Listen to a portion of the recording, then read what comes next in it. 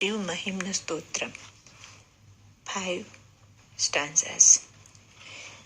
Mahimna param te paramavidusho yadra sadrashi stutir brahmadina mapitadavasanna swataigira athavacha sarva swamati parinamavadhigunan ममाप्येष स्तोत्रे हरनिरपवाद परिकरः अतीतपन्थानं तव च महिमा वाङ्मनसयो अतद्व्यावृत्यायं चकितमभिधत्ते श्रुतिरपि स कस्य स्तोतव्य कतिविधगुणः कस्य विषय पदे त्वर्वाचीने पतति न मनः कस्य न वच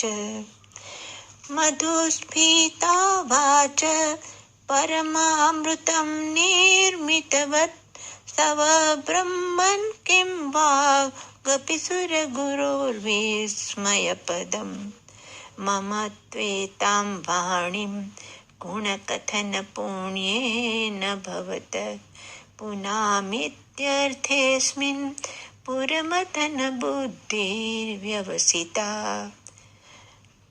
तवैश्वर्यं यच्च उदयरक्षा प्रलयकृत् त्रयीवस्तु व्यस्तं तिसृषु गुणविभिन्नासु तनुष अभव्यानामस्मिन् वरदरमणीयामरमणिं विहन्तुं व्याक्रोशिं विदधत इहैके जडधियः किमिहं किं काय स खलु किमुपायस्त्रिभुवनं किमाधारो धाता सृजति किमुपादान् इति च अतर्कैश्वर्ये त्वयि नवसरदुस्थो हतधिया कुतर्कोऽयं कांक्षिन् मुखरयति मोहाय जगत्।